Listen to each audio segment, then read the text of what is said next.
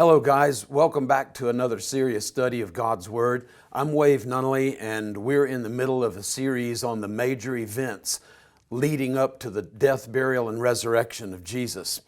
So in preparation for Easter today, we're going to be looking at the temple cleansings, plural, of Jesus, the temple cleansings. Now the reason that I make that plural is because in the Gospels, we have two different accounts of Jesus cleansing the temple, and they're not happening at the same time. So you have, for example, in the Gospel of John in chapter 2, right after Jesus' first miracle, the turning of water to wine at Cana, you have a temple cleansing that takes place at the beginning of Jesus' ministry. But then when you look at Matthew, Mark, and Luke, you get another temple cleansing at the end of Jesus' ministry.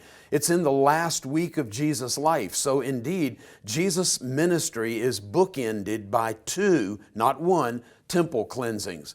If you ask yourself, well, why haven't I heard of that before? Well, typically academics and pastors, teachers, will telescope these two into one event when in reality they're happening at opposite ends of the ministry of Jesus. So in order to get the full meal deal on Jesus' cleansings of the temple, let's look at both, even though we're focused on that last week of Jesus' life. John chapter 2 says, the Passover of the Jews was at hand, and Jesus went up to Jerusalem. So understand that it's in the Gospel of John that we get three different Passovers. Passover happens once a year, and that consequently is where we get a 3-year ministry of the ministry of Jesus. And then in the Gospel of John, notice that in chapter 2, what happens before the temple cleansing in John 2 is Jesus is in Galilee. He's not even in Jerusalem, not anywhere near the temple, and he's turning the water into wine at Cana, which is north of Nazareth, up in Lower Galilee. There's no triumphal entry here. Instead of the triumphal entry in John, we get the turning of water into wine at Cana. So no triumphal entry. These are indeed not the same events. Following John 2, he found in the temple those who were selling oxen, sheep, and doves, and the money changers seated, and he made a scourge of cords. By the way, not mentioned in Matthew, Mark, or Luke's account. That happens 3 years later at the end of Jesus' ministry. Jesus made a scourge of cords the first time, the first cleansing of the temple, and he drove all of them out along with the animals and the money changers and overturned their tables. And those that were selling doves, he said, take these things away. Stop making my Father's house a house of merchandise, a place where business was conducted. And so there's a difference, because we'll see in the synoptics, there's a whole different reason for his cleansing of the temple. Here it's just you're selling stuff, and that's really not appropriate. His disciples remembered, zeal for your house will consume me. And the quote from the Old Testament to proof text this event in Jesus' life is from the book of Psalms. Now, when we look at the Temple Mount, you see that there's this gigantic court that surrounds the temple proper. The temple itself is much smaller, but then you have this gigantic court that we call the court of the Gentiles. Earlier ancient sources call it the outer court or the great court. And on the southern end of the great court or outer court or court of the Gentiles, there's a covered area called the royal stoa, where the buying, the selling, the money changing was going on. Not the entire temple, not even the entire court of the Gentiles. Let's now take a look at the version of Matthew to represent what's going on in the synoptic Gospels, or Matthew, Mark, and Luke. In Matthew 21, we're told that the disciples brought a donkey, and there was a multitude spreading their garments in palm branches and crying out, Hosanna to the Son of David, blessed is he who comes in the name of the Lord, etc. There you have the triumphal entry, and it directly precedes Jesus' cleansing of the temple. Matthew 21 continues, he entered the city of Jerusalem, and continuing in Matthew 21, just following his sequence of events, as soon as Jesus goes into Jerusalem, he enters the temple. Jesus entered the temple and he cast out those that were buying and selling in the temple. Notice again, this is at the end of Jesus' ministry, and it's at the beginning of Passion Week, the last week of Jesus' life. So John's temple cleansing in chapter 2 at the beginning, and Matthew, Mark, and Luke are referring to a temple cleansing that takes place the last week of Jesus' life. He overturns the tables of the money changers and the seats of those who were selling doves. And he said to them, and notice this is a different way of proof texting or connecting this event to a passage in the Hebrew Bible or Old Testament or Jesus Bible. He said to them, it's written, my house will be called a house of prayer. That's a quote from Isaiah 56, one of Jesus' favorite prophets. But you are turning it into a den of robbers. Jesus' favorite prophet, the prophet Jeremiah in chapter 11. And I want you to notice that Jesus is not just, he's not just grabbing passages out of context and plopping them down into his world because it's convenient to do so. When Jesus treats the Hebrew Bible or the Old Testament, he treats it the same way we should be treating it, and that's with reverence and respect, not just sandbagging our own position, but actually taking serious consideration of the original context in which that passage, word, or phrase, or whatever occurs. And this Jeremiah 7 passage is absolutely fascinating because Jeremiah is referencing the temple. He's talking about the temple, so is Jesus. And then Jeremiah says, has this house, the one that Jeremiah is speaking for God, the one that's called by my very name, by the holy name of God himself, become a den of robbers in your sight? Behold, I have seen it, declares Yahweh. And he's saying, I'm not happy with this situation. Go to my place that was in Shiloh, where the tabernacle had been set up back in the days of Joshua, before the temple was ever a reality under King Solomon.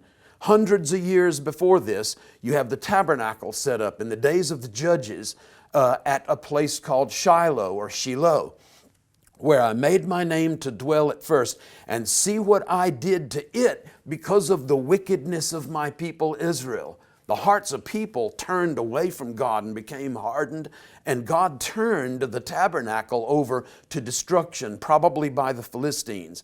What Jesus is doing is when he says the phrase, you turn this into a den of robbers, people recognize this. They're a very biblically literate society, and they realize that Jesus is quoting this prediction by Jeremiah that the temple of his day, Solomon's temple, was going to be destroyed because of the wickedness of his people. And so Jesus is incorporating not just this phrase, but this whole context over into his day and saying, if the situation of your heart is the same, then the situation of this house called by God's name is going to be the same, and there's destruction to follow.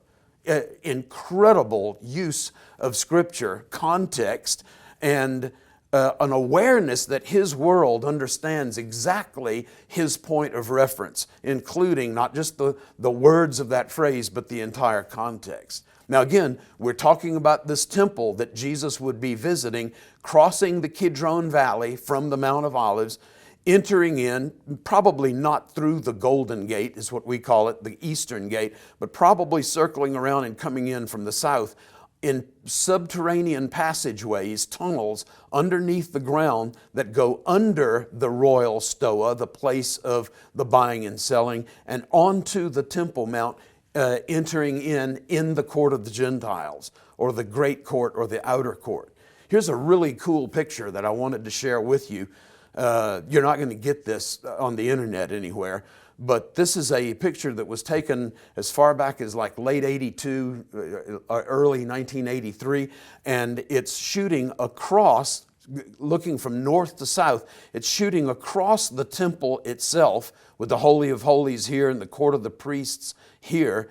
It's shooting across that and to the southern end of the Temple Mount. And here you can see the royal stoa really in a great perspective. Look at the incredible columns that are made of solid limestone. Josephus tells us that there were 162 of these, and it took 3 men joining hands to circle one, hand touching hand. That's a gigantic pillar or column, and there were 162 of these supporting the place where the buying, selling, and money changing was occurring. And here are the entrances of those subterranean passageways onto the Temple Mount, coming up underneath the royal stoa so that people could enter the Temple Mount from the south. Now, in this court of the Gentiles, or great court, or outer court that the ancient sources refer to, this was supposed to be a place where anybody could come and worship. You didn't have to be in a state of ritual purity, and you didn't even have to be Jewish to enter into this great court or outer court. That's the reason why we have come to call it in modern days the court of the Gentiles. And so instead of restricting the buying and selling to the royal stoa, certain high priests, including one that we hear about in the New Testament, a guy named Annas, who was the high priest or had just been the high priest before the time of Jesus' trials. And he had extended his influence beyond the royal stoa and had actually built kind of portable or temporary shops out into, protruding into the court of the Gentiles. Look at this one passage from the early rabbis. The shops of the sons of Hanun. This is just the Hebrew of Annas. It's one form of the name. You'll see several in this presentation today, several different forms of the same name. The shops of the sons of Hanun were destroyed 3 years before the destruction of the temple because they failed to properly tithe from their, listen to this, profits. And we're not talking about people who give prophecy. We're talking about money. Money being made in the temple. But you say, yeah, no, but I've read the Hebrew Bible / Old Testament, and I've read the passages in like Exodus and Numbers and Leviticus, and I'm familiar with the fact that the earnings of the high priest were supposed to come from the sacrificial victims. A portion of the sacrifice was given to the priests to consume. That's the way that they, quote, earn their living. Why is it that we're talking about shops and about profits? Something else is going on since the days of Moses and Aaron and the tabernacle and Exodus, Numbers, Leviticus, etc. This is going on in Jesus' day, thousands of years, 1,400 years later, and things are happening, and they're not always good. Let's continue to read. Here's another early rabbinic text, material from the early rabbis. Why were the shops of the sons of Hanan, remember Hanun? Now there's another form of the word. The sons of Hanan laid waste 3 years before the destruction of the land of Israel. Why did judgment fall on these shops? Because they exempted their profits from the tithe. In other words, money that they're making in these portable shops or these poorly constructed shops that were protruding into the place that was reserved for, prepared for, intended for all nations to come and worship the God of Israel.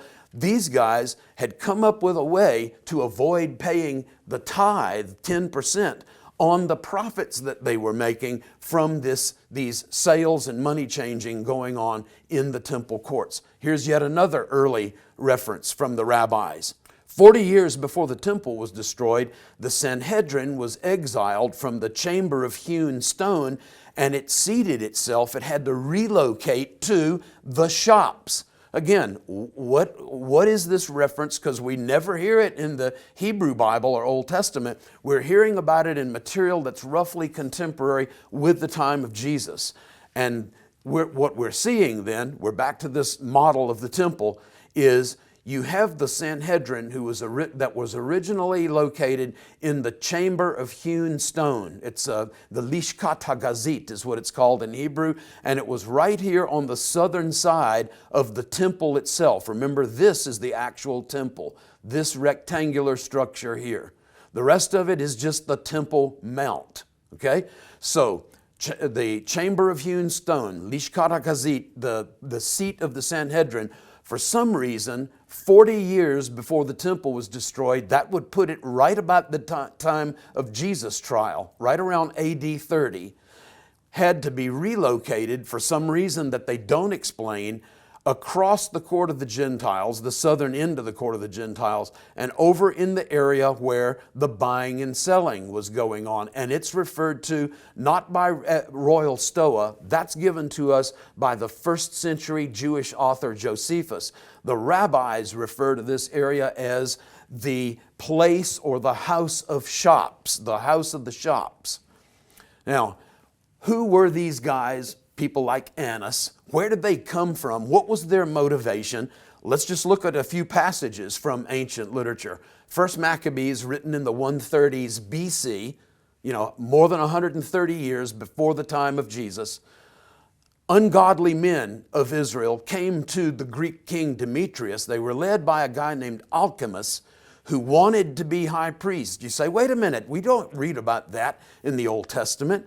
What we hear about in the Hebrew Bible, in the book of Exodus, is that Aaron was chosen by God and his descendants, sons, etc., would be the high priests after him. There's no people who want to be high priests. It's not like, well, you know what, I'm going to go to college and I'm going to get my degree and then I'm going to function in this. No, it's not like that. You were in a lineage of people who were high priests, and you received the high priesthood when that person passed away. But now, in Jesus' day, and even before, all the way back to the Greek period, when the Greeks were controlling the land of Israel, what you're getting is a high priesthood that is being competed for.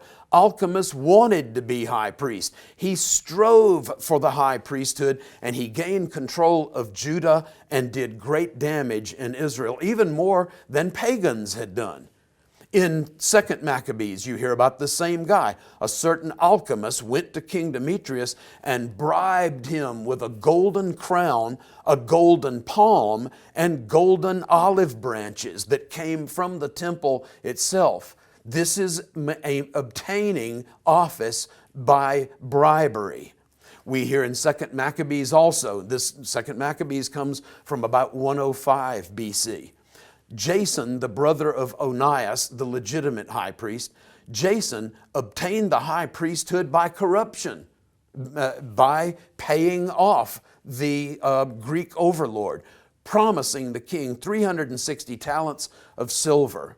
Another passage in 2 Maccabees, Menelaus, not even of high priestly origin, just a common guy, secured the high priesthood, outbidding Jason for the high priesthood by 300 talents of silver. Things have changed by the time of Jesus, and the high priesthood becomes a matter of appointment by the secular power. This carries right on into Roman times. We hear about it in the New Testament that Caiaphas was the high priest that year. What is that all about? High priesthood, back in the days of the Hebrew Bible, Old Testament, was a lifetime appointment. It's kind of like Supreme Court justices today in our world. Lifetime appointment. You die and then one of your direct descendants after you takes over your place. All of that is gone by the time of Jesus. And these people are folks who have bought their way into power and into influence. The rabbis sum it up like this. This is an early rabbinic text. The second temple, not Solomon's temple, but the temple built or rebuilt by Ezra, Nehemiah, Zerubbabel, etc. at the end of the Babylonian exile, the second temple, Jesus' temple, was destroyed because they bought the high priesthood with money. I hope you're getting it at this point, because that is as clear as the nose is on your face. Now, here's another passage, just since we're talking about some summations, summary statements by the early rabbis. On what account did the priests of the second temple go into exile? Because they loved money. Where have we heard that before? They loved money and they hated one another. This is a very early rabbinic text. Here's another one. In the second temple, the one from the time of Jesus, they were loving wealth and they were hating each other for no reason. Now we come to another first century source. We're to our friend Josephus, the first century, time of Jesus, Jewish historian, who was himself a priest, by the way. He knows this world. And he says the high priest Ananias, we hear about him in Acts 23 and Acts 24. He's involved in being sort of like the chief prosecutor toward the Romans of Paul the Apostle, who had been arrested in the temple. The high priest Ananias had a flair for making money. Here we hear about money again and connection with the high priest. Ananias had servants who were utter rascals that would go to the threshing floors. They would take by force the tithes that were intended for the common priests. Priests like Zechariah, the father of John the Baptist. They would take by force the tithes of the priest, beating those who refused to give. Beating, of physically assaulting people who said, no, this tithe belongs to the common priest, not to you, high priest. The high priests were guilty of the same practices, and nobody could stop them, so that the common priests actually were starving to death because of this extorted tithe that was due them, that the high priests were appropriating for themselves. You have one more passage, and I wanted to share this with you because it is really significant. It actually mentions this Hanun or Hanan, or here it's going to be Hanin, this Annas that shows up in the Passion narrative during the trials of Jesus before the Jewish authorities. These guys who actually were responsible for handing Jesus over to the Romans for execution. This passage, clearly written by somebody who is a Pharisee/rabbi. Woe to me because of the house of Boethus. That's the nickname for the Sadducees, the people that we read about in the New Testament approximately 14 times, who are called the Sadducees. Woe to me because of their staves. Oh, really? It's not that they're using them to walk. They're using them, as Josephus said, to beat people up that wouldn't give them the tithe that they were supposed to be giving to the common priest. Woe to me for their staves. Woe to me because of the house of Hanin. That's our Annas from the New Testament. Woe to me because of their whisperings. You know, they're undercutting me. They're character assassinating. They're spreading rumors, etc., trying to get me in trouble. Woe to me because of the house of Katros. I want you to bookmark that name, Kathros or Katros. Woe to me because of their reed pens. Woe to me because of the house of Yishmael ben Fiabi, because of their fists, because their high priests, this is their fists, their staves, they're beating people up at the threshing floor, appropriating what didn't belong to them, the tithe that's supposed to go to the common priests. Woe to me because of their fists, because they are high priests. All of these names that we've just mentioned, some of them you may not be familiar with. Yishmael ben Fiabi, etc. The Beit Katros, the house of Katros. May not be familiar with these, but these are high priestly families, and they're in competition with one another. That's why they hated each other. They're trying to outbid one another because it is so worth their time to be in control of the temple, because that's the Bank of Israel. That's Wall Street. That's Fifth Avenue. That's Fort Knox even. They're printing money there in the temple court itself. They are the high priests. Their sons are treasurers. Their sons-in-law are temple overseers. Ladies and gentlemen, this is a family monopoly kind of situation going on. They buy their way into the priesthood, and then they get their descendants, their sons-in-law, like Caiaphas, all involved in this. And this is a family affair. And it is indeed a monopoly. and they're the temple overseers, and their servants beat the people with sticks. That's exactly what we heard from that first century Jewish historian Josephus Flavius in the passage that we read before. Now I want to take you to the material culture of this world of the high priestly families. They had built, going up that western hill west of the Temple Mount, palatial estates. Some of them 19,000 square feet in size, multi-storied. And here's one of those. It's called the Burnt House. It was discovered in the post-1967 Six-Day War excavations of the Jewish quarter in Jerusalem. And this is when the Sadducee Central, High Priest Central area of Jerusalem was found. Incredibly ornate, beautifully constructed, palatial mountains, thousands and thousands of square feet. You have in this particular area, the Burnt House, and in the Vol Museum that's across the walkway in Jerusalem, you can see private ritual immersion baths, basements that are paved with mosaic floor, little tiny pieces of differently colored stone laid in patterns to make beautiful floors in the basements of these homes, places where no one went except for themselves. You have glassware, you have stoneware, you have incredible tile laid out, even on the ceilings of these basement levels of a three-tiered, multi-leveled home. Incredible opulence. I mean, just unbelievable wealth. So I wanted to just kind of explore this Burnt House Museum with you a little bit and see what can be discovered. Here's a picture of the same, and you see stone water pots here and here. You have, like are mentioned in John chapter 2. John chapter 2, there were 6 stone water pots there for the ritual of Jewish purification. And Jesus turned the water that were in those huge water pots into wine. And these are made of stone, not pottery, not ceramic ware.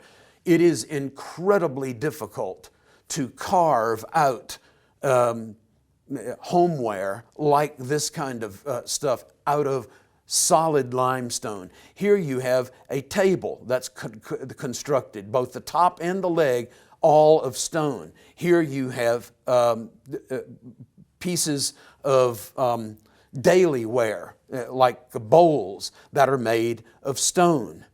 Take a look at this. This is in the Israel Museum, and you can see these very well. You can see here another table made of stone, the leg as well as the top. You see another bowl. Over here you see a pitcher, and you see even a drinking cup. All of it made of stone. Why? Because it was crazy expensive, and it showed your opulence. It showed your power and your wealth. Also because stoneware was impervious to ritual impurity. It couldn't become ritually impure according to the teachings of the rabbis, whereas ceramic ware or pottery could become ritually pure and would have to be disposed of or used for a different purpose. All right, in these palatial mansions, in these homes of the high priest, were found lots and lots of stone scale weights to measure precious metals. These guys are businessmen. They're not spiritual leaders. They are businessmen. And everything that they touch, whether it's their mansions or whether it's these stone scale weights, it's telling us that these guys are more interested in and are engaged in making money. Here's another stone weight, and this one is insanely important. It was found in the Burnt House. It has on it an inscription that says Beit Katros. I have it written out here in English. This is a stone weight that belongs to the house or the family of that guy Katros. that we heard about from that rabbinic passage that tells us that he was the head of a high priestly family. Here we find a hoard of Tyrian shekels found in this same area, and these Tyrian shekels are really important to these guys. This has become the currency of the temple, and the reason they chose this over and above currency that was made in the land of Israel, these shekels made at Tyre are 95% pure silver. It has more silver, pure silver in it than any other coinage. Most of those other coins are bronze or something like that. But this has precious metal in it, and that's really important to these guys, these high priestly families who are controlling the temple. By the way, they don't mind having the images of human beings or even animals that are unclean like this on these coins, because they're more interested in the silver content than they are in the fact that these coins have images, bear images of animals and human beings, which is forbidden in the Ten Commandments. Make no graven or molten image of anything on or above or below the earth. Now, this kind of opulence, this lavish lifestyle, even continues after death when it's connected to these high priestly families. Lean Rittmeyer, not terribly long ago, was able to identify this first century cave tomb as belonging to the house of Annas. There's a passage in Josephus that helps us to triangulate the situation. But this is, again, Hanin or Hanun or Hanan of those passages that we've already studied. And when you go inside, you not only find the kuhim tombs, the little places where your personal stone box was filed away, and that marks it as first century, but this also has a picture of the facade of the Holy of Holies carved into the solid limestone face of the back of the tomb.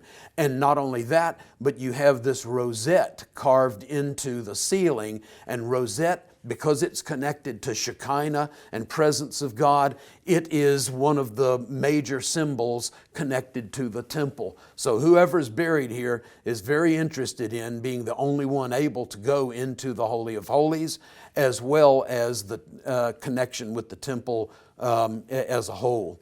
Now, we also have, in 1990, a discovery that took place in the Peace Forest, which is just to the south of the southern tip of the city of David, down beyond the Pool of Siloam, across the road and down the Kidron Valley. The Peace Forest contained a first century tomb that had tons of these bone boxes called ossuaries, and this particular one incredibly ornate in the carving on the front, and also even of the top. It makes it look like this, the kind of stonework that was done makes it look like the top is constructed of pieces of leather, squares of leather that are sewn together. In reality, all of this is done from a solid piece of limestone. And this contained the bones of Caiaphas, the son-in-law of Annas, and the one who finally turned Jesus over to the Romans, a high priest, a Sadduceic high priest. And the reason we know that this is the bone box of Caiaphas is because there is an inscription on the end of it, and it says, Yosef bar Kepha, Joseph, son of Caiaphas. That was his whole name. We get his kind of nickname or abbreviated name in the Gospels. Josephus gives us his full name, and it corresponds perfectly to the inscription that we find on the end of this bone box. I want to share with you a couple more passages from the early rabbis that I believe are going to really help you dial in on the context, the situation into which Jesus steps when He cleanses the temple. It's not a one-off. It's not an accident. He didn't just go in intending to worship Himself and then all of a sudden fly into a fit of rage because of what He saw. He is addressing an ongoing issue, and He's done it now not once but twice. And it fits a context, a historical continuum. So let's continue.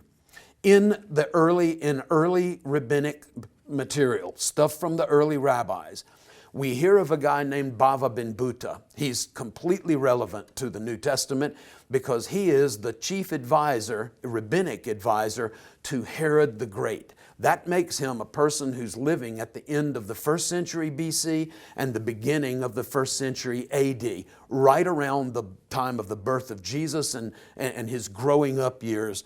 And his name is Bava ben Buta. Bava ben Buta came into the courtyard of the temple, and found it desolate. That word is a word that shows up in the Hebrew Bible.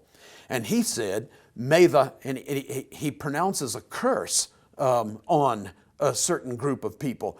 May the houses or the families of those who desolated the house of our God, it's clear that this is a reference to the temple, may they themselves be made desolate. So what did he do? He went and bought the whole Kedar flock. In other words, there's a problem connected to the sacrificial system. He goes out and buys a whole flock of sacrificial animals, and he set them up in the courtyard. That's the court of the Gentiles, the part of the temple, and announced, whoever is required to bring whole burnt offerings and peace offerings, let him come and take a beast and lay his hands on it. In other words, prepare it to turn over to the priest for sacrifice. Now, what exactly is going on here? There was nobody in the temple. There's nobody in the temple because they couldn't afford the sacrificial animals. The exorbitant cost that they were being gouged for going before God, confessing their sin, offering a sacrifice, getting forgiven and getting back in right relationship with God. There was something intervening there, and it was all about the expensive cost of sacrificial animals, cost that the average person simply could not bear. That's happening. The Bava ben Buta situation is happening just before the time of Jesus. There's another instance in rabbinic literature that happens just after the time of Jesus. In the Mishnah, earliest rabbinic stuff that we have in writing, we're told this story. Once in Jerusalem, a pair of doves, the same sacrificial offering that was being offered by Joseph and Mary at the beginning of Jesus' life, when he was 40 days old. We're told at the beginning of the Gospel of Luke, a pair of turtle doves, cost 1 golden dinar, which is today about $1,500. That's a whole lot of money for 2 birds, 2 really little birds, for a sacrifice. And Rabban Shimon ben Gamliel, you may recognize that name. This is Simon, the son of Gamaliel. Gamaliel, who shows up twice in the book of Acts. And this Shimon ben Gamliel, the son of Gamaliel, is actually a contemporary of, probably a co-student with Paul. More than likely set before Gamaliel, the one mentioned in the book of Acts twice, and they were both learning from the great Rabbi Gamaliel, both Shimon the son and Paul, who would become Paul the apostle. He says, by this temple, which is a swear formula, like Jesus said, don't swear by the temple, but he's evidently not obeying the teachings of Jesus. By this temple, I will not allow this night to pass before they cost only 1 silver dinar. I'm going to change the price from $1,500 down to $60. And maybe then people can begin to afford to offer at least what is called the poor man's offering. He went into the court and taught, and it's a technical term meaning he sat and gave a ruling that then lowered the demand for these sacrificial animals to the point that that same day the price of a pair of doves stood at 1/4 of a silver dinar. In other words, he even bested himself. He lowered the price from $1,500 down to $15, a 99% reduction in cost. But the point of this is that Shimon ben Gamliel, a contemporary of Paul, a first century figure, and he's operating at the time when the temple still stood, obviously by the contents of this story, he sees something. After the 2 temple cleansings of Jesus, there's still a problem going on with the temple, and it would continue until its destruction in AD 70. So what do we have then going on? This is not a one-off. It's not an accident. Jesus didn't fly into just a fit of rage. This fits into a historical continuum where there are constantly people complaining about things that are going on in the temple, both its leadership and its practices. So the Essenes, they start in the middle of the 2nd century BC at least, and they protest the temple to the extent they won't even attend temple worship. And in return, the priestly folks who were in control of the temple, they forbade the Essenes to come in. So the Essenes are recognizing that there's something wrong with the temple. In the Pesher to the prophet Micah that we get from the Dead Sea Scrolls, they say, and what is the high place, the place of pagan worship? Is it not Jerusalem? And so they're identifying temple worship in Jerusalem as being, for all intents and purposes, pagan worship. That's the Essenes. Then we have Bava ben Buta at the end of the 1st century, and he's protesting in his own way, buying a flock of animals, bringing it in. John the Baptist is a son of both Zachariah and Elizabeth, who are of Aaronic descent. He's a true priest, and he never shows up in the temple. The Gospel of Luke says that he was in the wilderness until the day he was manifested to all of Israel. So John is AWOL from his covenant responsibility as a descendant of Aaron to be in the temple and to be officiating as a priest. John wants none of it. And then we have Jesus in the middle. And after Jesus, we have this guy, Shimon ben Gamliel, Simon the son of Gamaliel, after Jesus, who's protesting in his own way the behavior of the priests in the temple. And then the rabbis, we've read those guys, and we know what they think about both the Sadduceic high priest as well as their behavior and activities on the Temple Mount. And so the reality of it is that what Jesus does in the temple is not some kind of a fit of rage, a fit of anger. It's not a one-off. Jesus' words and actions in both the first temple and the second temple cleansing are in full concert with the words of the prophets. The prophets like Isaiah and Ezekiel, others, they do these things called sign acts. Isaiah names his children strange names to point out, to be a signpost pointing to a greater reality. Ezekiel does things like shaving his hair off with a sword and lying on his side, reenacting a coming siege of Jerusalem for day after day after day.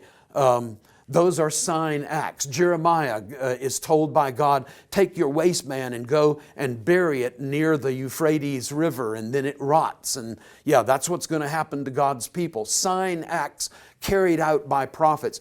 Jesus is doing the same thing.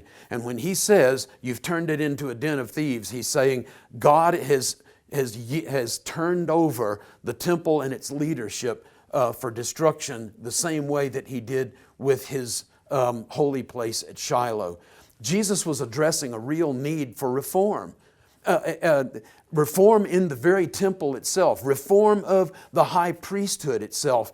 And he was functioning in a way that other rabbis, like Bava ben Buta, like Shimon ben Gamliel, he is in a continuum of rabbinic figures who are protesting wrongdoing on the Temple Mount.